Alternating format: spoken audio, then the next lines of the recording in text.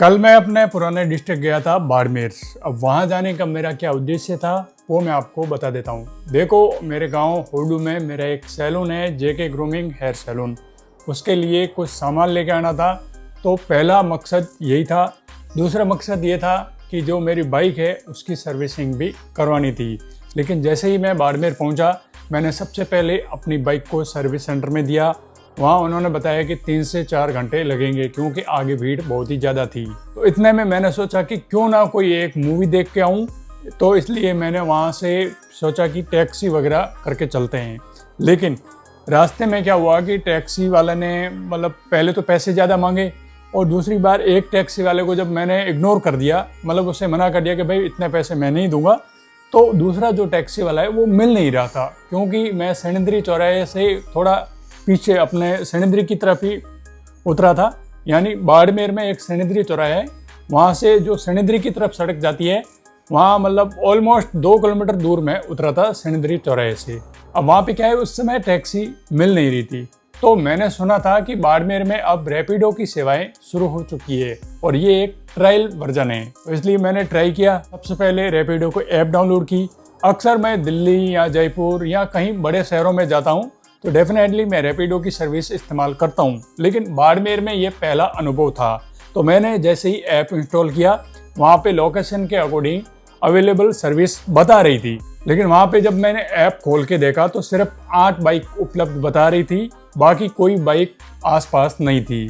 तो जैसे ही मैंने बुकिंग के लिए ट्राई किया तो मेरी रिक्वेस्ट जो है इग्नोर कर दी गई रैपिडो जो ड्राइवर होते हैं उनके द्वारा। 6 से 7 बार ट्राई किया, तब जाके एक बंदे ने मेरी रिक्वेस्ट ली और वो आने के लिए तैयार हुआ। अब जब वो बंदा मुझे लेने के लिए आया तो फर्स्ट ऑफ ऑल उसकी क्या गलती थी कि उसने खुद ने तो हेलमेट पहन रखा है, लेकिन जो पीछे कस्टमर बैठ रहा है उसके लिए कोई हेलमेट यानी कि कोई सिक्योरिटी नहीं थी। तो यहाँ पर सुरक्षा को लेकर एक चूक देखी गई है। यहाँ पर मैं रैपिडो वालों को कहना चाहूँगा कि आप अपने बंदों को प्रॉपर तरीके से ट्रेनिंग दो, ताकि वो अपने साथ सिक्योरिटी के मामले में कोई समझौता ना करे, अपने साथ और ना ही अपने कस्टमर के साथ। उसके बाद जब मैंने उनको OTP बताया तो वहाँ से हमारी राइड स्टार्ट हुई। वहाँ से सबसे पहले मैं गया आंचल सिनेमा हॉल, जो कि बाड़मेर में स्थित है। वहाँ पे मुझे एक मूवी देखनी थी। तो जब हम राइड कर रहे थे तो मुझे यूँ लगा कि भाई कहीं ना कहीं ये जो ड्राइवर है इसे इतना ज़्यादा नॉलेज नहीं है, बिकॉज कोई ट्रैफिक रूल वगैरह कोई इतना ज़्यादा फॉलो नहीं कर रहा था वो।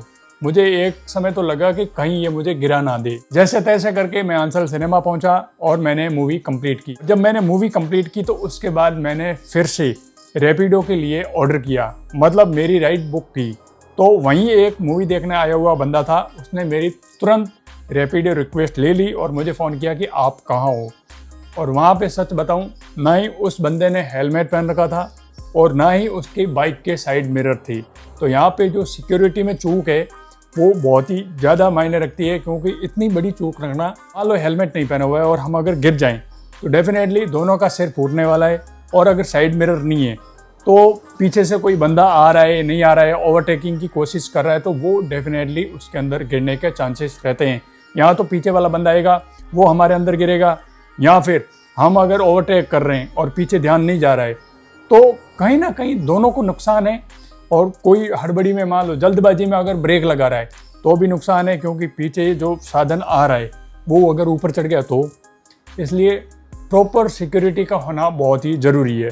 और एक बार तो क्या हुआ, जैसे ही हम आंचल सिनेमा हॉल से निकले तो सामने जो बजरी वाला ट्रक चलता है इधर राजस्थान में ज़्यादा, तो वो सच में हमारे ऊपर चढ़ जाता, क्योंकि यहाँ पर जो बाइक राइडर था, जो जिसे कैप्टन बोलते हैं, उसकी गलती थी। बिकॉज उसने ध्यान इधर दे रखा था और जो ट्रक था वो इधर से आ रहा था।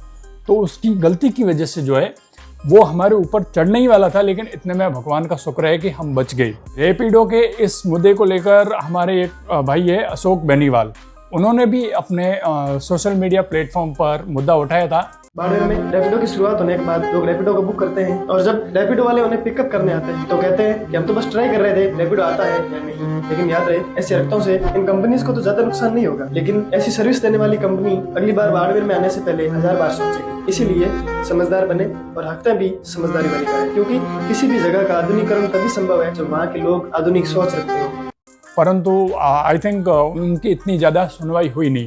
तो मैंने सोचा मैं भी इस राइड को टेस्ट करता हूँ एंड देन मैं अपना जो एक्सपीरियंस है वो आप लोगों के साथ शेयर करता हूँ।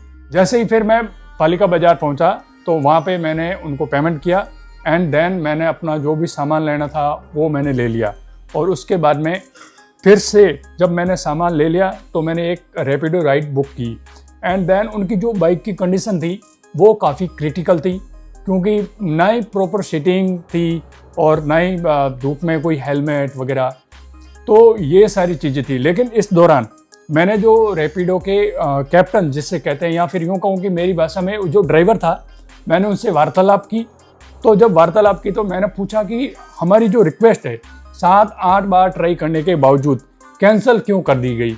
तो उन्होंने अपना एक्सपीरियंस शेयर किया मेरे साथ। उन्होंने बोला कि बाड़मेर में ये सुविधा अभी नई नहीं है, लोग यहाँ पे इस सुविधा को मज़े के तौर पे इस्तेमाल कर रहे हैं।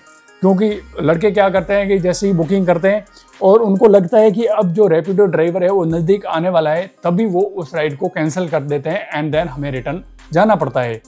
और भाई देखो, कंपनी देती है नहीं देती मुझे नहीं पता, I don't know about that, but वो कहते हैं कि जब हम यहाँ से अगर कोई राइड कैंसिल हो जाती है तो जो पेट्रोल का खर्चा है वो कंपनी नहीं देती।